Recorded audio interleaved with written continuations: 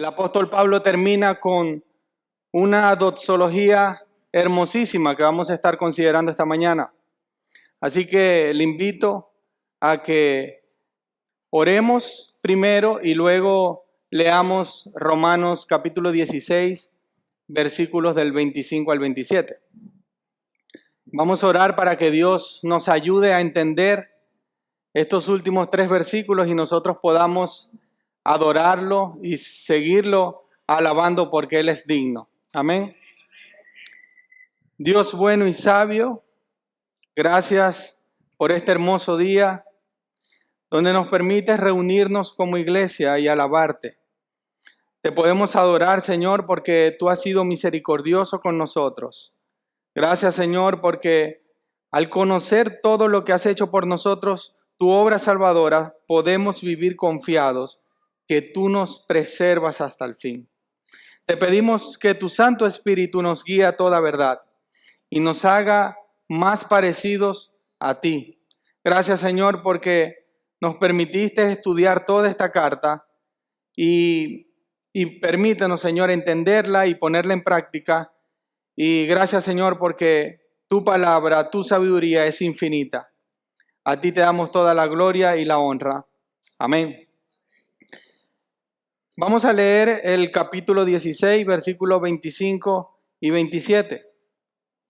Dice así: y aquel que es poderoso para afirmarlos conforme a mi evangelio y a la predicación de Jesucristo, según la revelación del misterio que ha sido mantenido en secreto durante siglos sin fin, pero que ahora ha sido manifestado y por las escrituras de los profetas, conforme al mandamiento del Dios eterno, se ha dado a conocer a todas las naciones para guiarlas a la obediencia de la fe, al único y sabio Dios, por medio de Jesucristo, sea la gloria para siempre. Amén. Si usted tiene su Biblia en su mano, va a ver que al principio, antes de estos 3 versículos, dice doxología final. Doxología significa una alabanza al Señor, una glorificación al Señor. Es una forma en donde el apóstol Pablo utiliza y otros autores para glorificar al Señor cuando ellos entienden que han tenido una revelación hermosa. El apóstol Pablo no solamente en esta carta, sino en otras cartas también termina con esta alabanza, este sentimiento de que el Señor le ha dado una revelación que ellos mismos no podían en otros tiempos comprender. Entonces, esta mañana vamos a desarrollar 3 puntos que los podemos ver directamente del texto. El primero es el poder de Dios, el segundo es el misterio revelado y el tercero, el único y sabio Dios. Lo primero que el apóstol Pablo hace en esta alabanza es decir que Dios es quien puede confirmarlos conforme a su evangelio. Recuerden que en este contexto el apóstol Pablo estaba enseñando a la iglesia que estaba en Roma. El apóstol Pablo no había podido ir a Roma y él quería enseñarles este hermoso evangelio.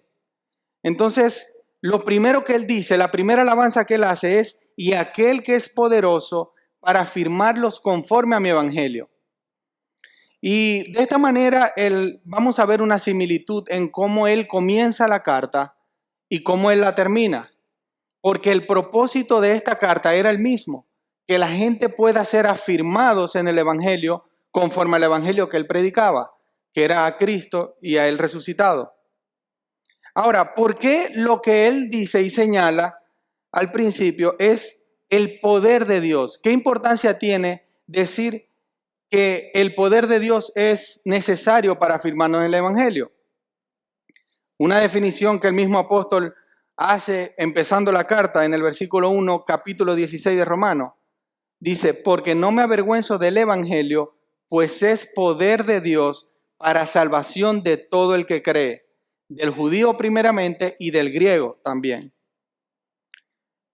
El poder de Dios, hermanos, es la omnipotencia de Dios. Es uno de los atributos de Dios que nosotros menos podemos comprender. y no podemos entender cuál es su alcance. Dios, al ser omnipotente, es que puede ejecutar su voluntad. Arthur Pink dice que si Dios fuese misericordioso, pero no tuviese poder para aplicar esa misericordia, no sería más que lástima.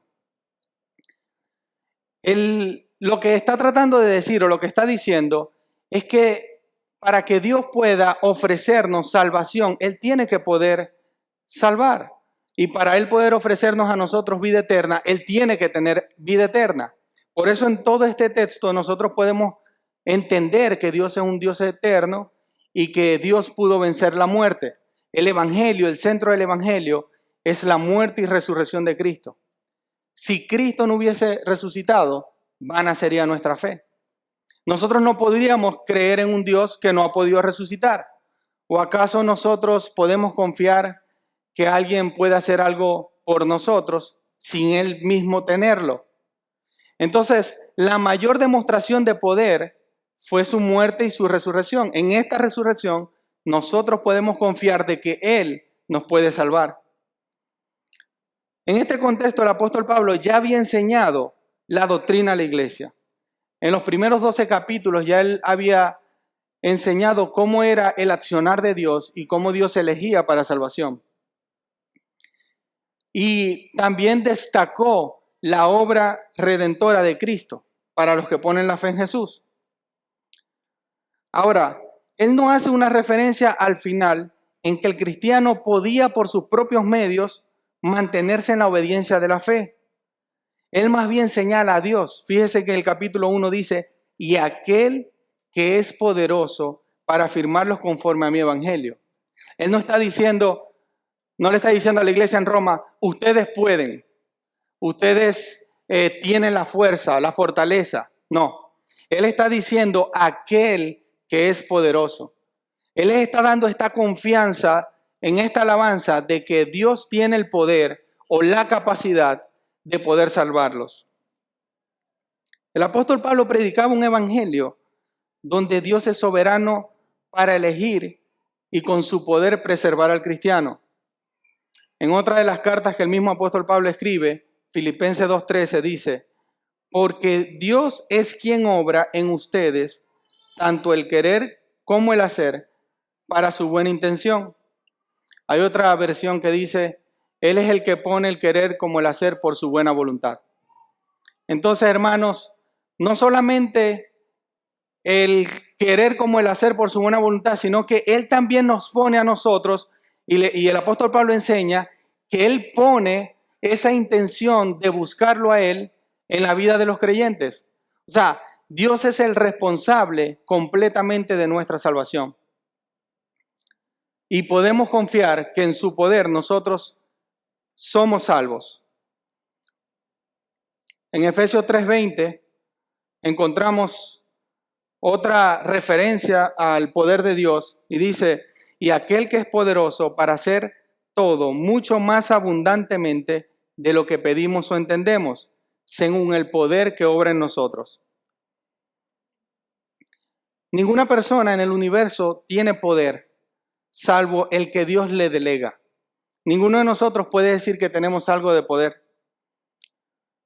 En 2 Timoteo 1:12 dice, por lo cual también sufro estas cosas, pero no me avergüenzo, porque yo sé en quién he creído y estoy convencido de que Él es poderoso para guardar mi depósito hasta aquel día. La confianza que tenía el apóstol Pablo no era en lo que él podía hacer. La confianza que tenía el apóstol Pablo era en el poder de Dios para salvación. Y esta es la confianza que él le enseña a los cristianos en Roma, que vivían en un contexto muy similar a lo que se vive aquí en Washington, D.C.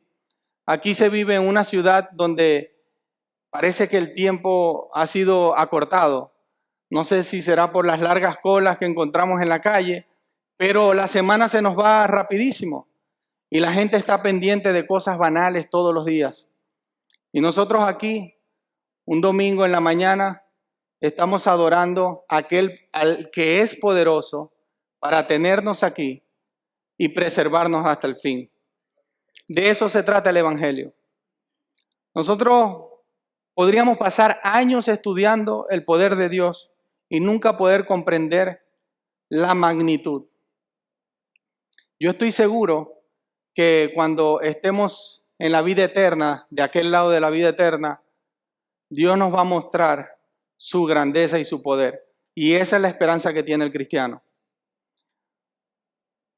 En la segunda parte, el misterio revelado, nosotros encontramos que dice el texto, según la revelación del misterio que ha sido mantenido en secreto durante siglos sin fin, pero que ahora ha sido manifestado y por las escrituras de los profetas conforme al mandamiento del Dios eterno. Hermanos, un misterio revelado en el contexto del Nuevo Testamento es una verdad que nunca antes había sido conocida. Esta palabra misterio nos llama la atención, sobre todo cuando se trata de Dios, que Él declara decir que Él tiene un misterio que había sido guardado. Y el apóstol Pablo estaba revelando este misterio. En Efesios 3, del 4 a 6 dice, en vista de lo cual, leyendo, podrán entender mi comprensión del misterio de Dios, que en otras generaciones no se dio a conocer a los hijos de los hombres, como ahora ha sido revelado a sus santos apóstoles y profetas por el Espíritu, a saber que los gentiles son coherederos y miembros del mismo cuerpo, participando igualmente de la promesa en Cristo Jesús mediante el Evangelio. El Espíritu Santo no solamente le reveló esto al apóstol Pablo en este momento, sino también a todos los apóstoles. El apóstol Pedro era un apóstol que se resistía a creer que el Evangelio era también para todos, para todas las naciones. Y después de un sueño que él tuvo, una visión, él pudo comprender que él no podía llamar impuro a lo que Dios había purificado. Y después él mismo entendió y dijo, ahora sí entiendo que los gentiles, que todas las naciones pueden ser parte de esta gran revelación de la obra de Cristo y de la obra regenerativa. El mismo apóstol Pablo en el capítulo 15, del versículo 9 al 12, echa mano de algunas profecías que habían sido profetizadas, valga la redundancia, por el profeta Isaías, en cuanto a la revelación del misterio que había de ser revelado. Y él dice, y cita, y para que los gentiles glorifiquen a Dios por su misericordia, como está escrito, por tanto te confesaré entre los gentiles, y a tu nombre cantaré. Y vuelve a decir, regocíjense gentiles con su pueblo. Y de nuevo, alaben al Señor todos los gentiles, y todos los pueblos lo alaben. Y a su vez Isaías dice, retoñará la raíz de Isaí, el que se levanta a regir a los gentiles pondrán en él su esperanza. Hermanos, toda esta gran revelación para que nosotros, con nuestras imperfecciones, podamos adorar al Señor 2000 años después de que Él murió y resucitó. Y podamos estar aquí en Washington, D.C. cantando estas canciones tan hermosas, glorificando a su nombre. Imagínense lo hermoso y misericordioso que ha sido Dios con todos los creyentes. Esto no fue un plan improvisado. El plan de salvación es un plan que Él había determinado desde antes de la fundación del mundo. Así que si tú has puesto tu fe en Jesús, eso es parte de un plan eterno que Dios determinó antes que tú nacieras. El mismo apóstol Pablo no quería que esto fuese ignorado. Por eso en el versículo 25 del capítulo 11, él dice, porque no quiero, hermanos, que ignoren este misterio, para que no sean sabios en su propia opinión, que Israel le ha acontecido un endurecimiento parcial hasta que haya entrado la plenitud de los gentiles. Hermano, los judíos pensaban que Dios era solamente y únicamente para ellos. Y el apóstol Pablo nos está enseñando que no solamente que el evangelio también es para los gentiles, sino que esto es un misterio que había sido ya manifestado, pero que no había sido entendido. No había mente humana que pudiese entender estos misterios. El Evangelio estaba siendo predicado a todas las naciones y esto era algo que el Señor había decidido hacer antes de la fundación del mundo. Recordemos que un evento importante para esta revelación fue el evento de Pentecostés. En Hechos 2 vemos como el Espíritu Santo reposa en los apóstoles y ellos empiezan a hablar en otras lenguas, pero esas otras lenguas eran este don maravilloso, el don de lenguas, en donde ellos hablaban otros idiomas. Y hablando en otros idiomas, ellos podían predicar el Evangelio de Cristo. Y las personas que no entendían el idioma que ellos hablaban, podían entender el Evangelio en su propio idioma. Imagínense lo hermoso que fue utilizado, que Dios utilizó el don de lenguas en ese tiempo para predicar su Evangelio. Lo que ellos predicaban no eran voces sin sentido, ni palabras sin sentido. Ellos estaban predicando el Evangelio de Cristo en ese momento. Y los gentiles que estaban por ahí podían entenderlo. Uno de los ejemplos que nosotros podemos encontrar en cuanto a cómo Dios guarda sus secretos, guarda sus misterios, lo tenemos en las parábolas. Recuerden que Jesús acostumbraba a enseñar mediante parábolas. Él enseñaba y decía unas parábolas que mucha gente entendía, otras personas no podían comprender. Y los discípulos le preguntan, en Mateo 13, del 10 al 11, le preguntan, ¿por qué hablas en parábolas? Jesús les respondió, porque a ustedes se les ha concedido conocer los misterios del reino de los cielos, pero a ellos no se les ha concedido. Aquí podemos ver cómo el filtro empieza a hacerse un poco más pequeño y el Señor empieza a enseñarnos que Él tiene un pueblo escogido y que Él elige para salvación a un grupo.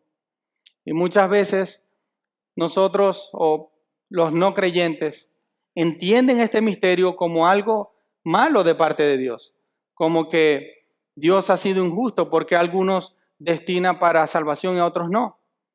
Pero ciertamente los que se quejan o se molestan de esta elección de Dios es porque no pueden comprender las profundidades de Dios y que Dios es bueno.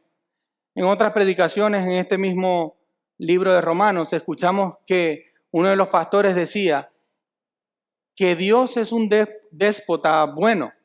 Y nosotros cuando escuchamos o decimos esa persona es déspota, entendemos que es una persona mala, una persona de un mal carácter que toma malas decisiones. Pero nosotros, al saber que Dios es bueno, sabemos que las decisiones que Él toma son buenas para nosotros. Él no quiere lo malo para sus hijos, Él quiere lo bueno. Y uno de los principios de la sabiduría o de las definiciones de sabiduría es que Dios elige los medios correctos para alcanzar las metas correctas. Por eso es que al cristiano que ama al Señor, todas las cosas le ayudan a bien. Y todo lo que nosotros sufrimos y vivimos en esta tierra, tenemos que recordar eso. Si amamos a Dios, todas las cosas nos ayudan para bien. Luego de esta respuesta que Jesús le da a los apóstoles, va y cita a Isaías. Él es como el ejemplo que Pablo conoció y entendió, de echar mano de allá de los profetas para explicar las revelaciones. Isaías 6, versículos 9 y 10 dice, ve y dile a este pueblo, escuchen bien, pero no entiendan, miren bien, pero no comprendan. Haz insensible el corazón de este pueblo, endurece sus oídos y nubla sus ojos, no sea que vea con sus ojos y oiga con sus oídos y entienda en su corazón y se arrepienta y sea curado. Hermanos, si usted está escuchando este evangelio y está escuchando el evangelio de Jesucristo, el Espíritu Santo seguramente los está guiando a la verdad. Y usted puede tener la confianza que Cristo lo va a preservar hasta el fin. ¿Usted va a entender el poder de Dios para salvación? ¿Usted lo entiende? ¿Usted sabe que Él es poderoso, como dice el apóstol Pablo? Usted tiene la confianza de que usted va a ver un día cara a cara a Cristo. Ahora, si usted escucha este evangelio y usted sabe que Cristo murió y sin embargo usted no le entrega su vida a Cristo, debe de empezar a considerar que no vaya a parecerse a algo que el apóstol Pablo decía en Timoteo capítulo 3, versículo 7, que siempre están aprendiendo, pero nunca pueden llegar al conocimiento de la verdad. Y estas son palabras duras. Pero el objetivo no es que estas palabras nos arropen como una tempestad y nos rindamos ante nuestro pecado. El objetivo es que nosotros, cuando escuchemos el Evangelio de Cristo, podamos deponer toda orgullo, todas ganas de autosalvarnos y poder poner nuestra confianza en Jesucristo y en el poder de Dios para salvación. El tercer punto, y es uno de las cosas más hermosas que nosotros podemos destacar del Evangelio, es que Dios es único y sabio.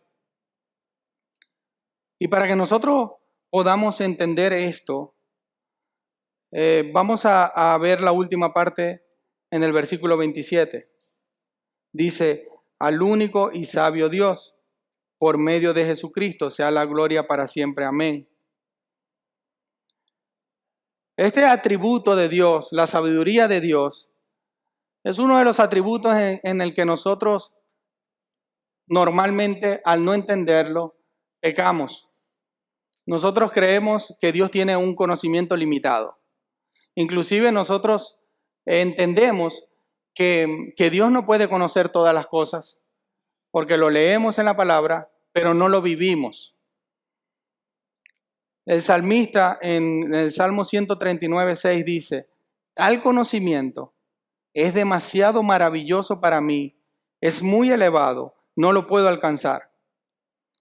Hermanos, no hay conocimiento que se escape de la omnisciencia de Dios. No hay nada que Dios no pueda conocer. Él todo lo conoce. No hay lugar donde nos podamos esconder de Él y de su presencia. Y esto no nos debe asustar. Esto más bien al cristiano le debe traer confianza. Porque Dios sabe lo que tú estás pasando. Dios conoce lo que tú sufres, lo que tú hiciste antes de venir para acá, lo que tú hiciste el día de ayer y lo que tú harás mañana también. Él ya lo conoce. Por eso nosotros debemos confiar en que Él sabe todas las cosas. Sin embargo, oramos, le pedimos, le rogamos como hijos suyos, pero podemos descansar de que Él sabe todas las cosas y que podemos confiar en Él para salvación y para nuestra vida eterna. La sabiduría de Dios significa que Él siempre escoge las mejores metas y los mejores medios para alcanzar las metas.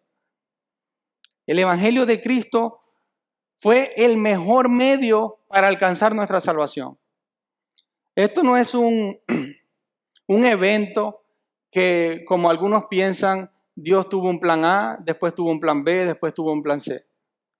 La muerte y resurrección de Cristo fue algo que Jesús, en la Trinidad, antes de la eternidad, planificó para salvación de este mundo. En el libro de Job, encontramos en el capítulo 12, versículo 13, en él están la sabiduría y el poder, y el consejo y el entendimiento son suyos. Él está juntando las dos cosas, la sabiduría y el poder. En la primera carta a los Corintios, el apóstol Pablo les dice, sin embargo, para los llamados, tanto judíos como griegos, Cristo es poder de Dios y sabiduría de Dios. Porque la necedad de Dios es más sabia que los hombres y la debilidad de Dios más fuerte que los hombres. Hermanos, si alguien puede tener un poquito de sabiduría, si usted busca por internet los hombres más sabios o los que tienen el IQ más alto, usted, usted puede pensar cuando los vea haciendo estas investigaciones o estos recursos tan importantes en medicina, aviación y en otras áreas. Siempre recuerde que lo más sabio de los hombres no es ni siquiera lo más necio de Dios. Y ahí tenemos nosotros más o menos un entendimiento de lo sabio y de la omnisciencia de Dios. Hermanos, estamos ante un Dios único y sabio. No hay, decía el profeta Isaías en el capítulo 45, versículo del 5 al 7, yo soy el Señor y no hay ningún otro. Fuera de mí no hay Dios. Yo te fortaleceré, aunque no me has conocido, para que sepa que desde el nacimiento del sol hasta donde se pone, no hay ninguno fuera de mí. Yo soy el Señor y no hay otro. Yo soy el que forma la luz y crea las tinieblas, el que causa bienestar y crea calamidades. Yo soy el Señor. Es el que hace todo esto. Hermanos, cuando nosotros salimos por aquí en Washington, D.C., vemos cientos de iglesias.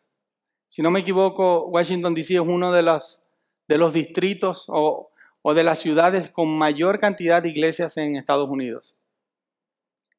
Y muchas de ellas, lamentablemente la gran mayoría, son iglesias que no predican al Cristo resucitado. Los hindúes tienen más de 300 millones de dioses. Y es importante que nosotros entendamos este final declaratorio en esta carta maravillosa. Cuando el apóstol Pablo dice, al único y sabio Dios, por medio de Jesucristo. Él está diciendo, no hay otro Dios fuera de mí. Dios dice, no hay otro fuera de mí. Mientras ellos, cada vez que llegan a una nueva ciudad, me refiero a los hindúes, predican su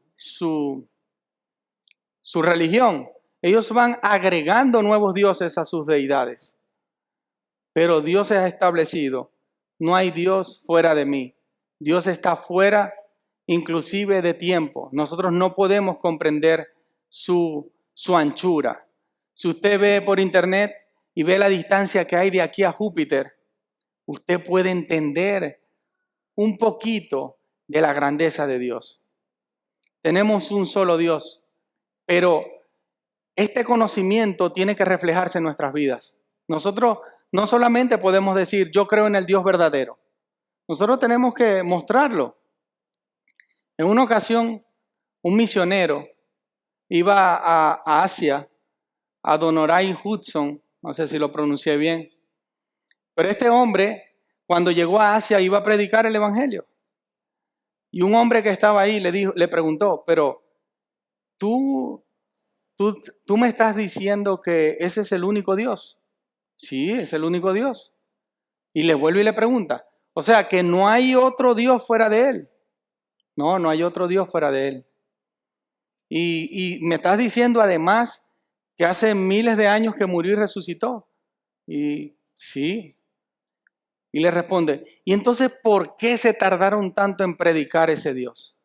¿Por qué tardaron tanto en predicarme? Hermanos, cuando usted salga de aquí, váyase con esto en mente. No hay otro Dios fuera de Dios. No hay otro. Y eso se tiene que mostrar en nuestra vida. ¿Por qué si nosotros decimos que hay un solo Dios, no lo vamos a predicar?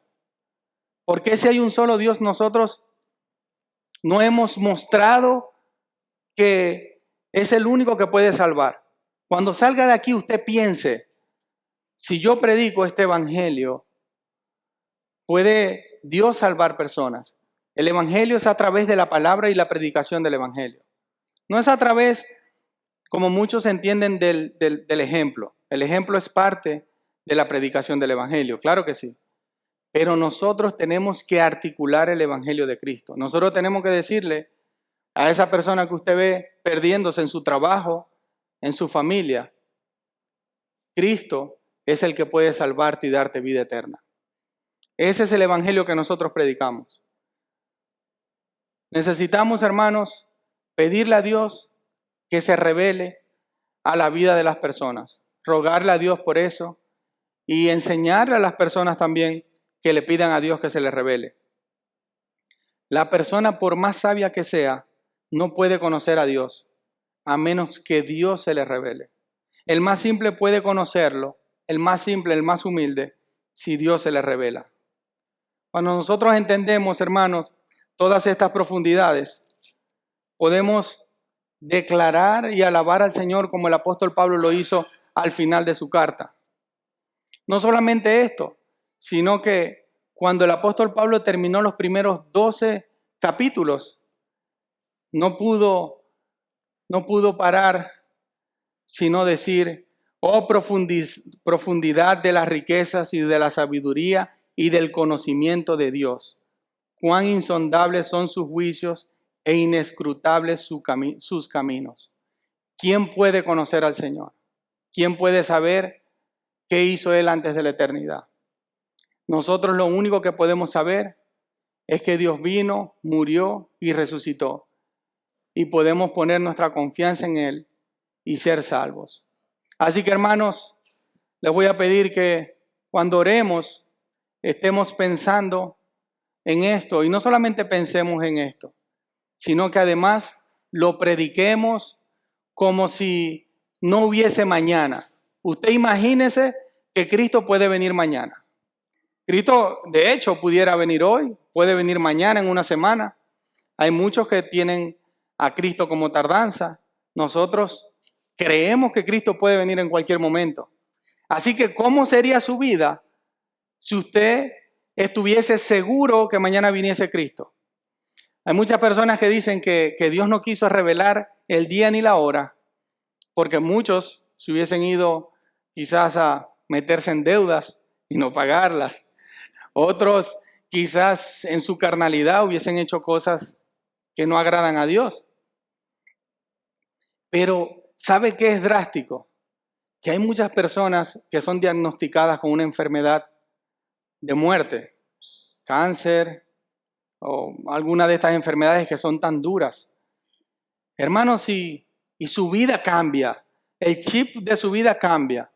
Y nosotros no nos ponemos a pensar de que nosotros al nacer, nacemos con la sentencia de muerte. Nosotros vamos a morir, todos los que estamos en este salón, y no pensamos en eso. No pensamos en el día de nuestro entierro corporal. Claro, los que creemos en Cristo vamos a ser resucitados y vamos a estar en la presencia de Dios cuando muramos. Y esa es nuestra alegría.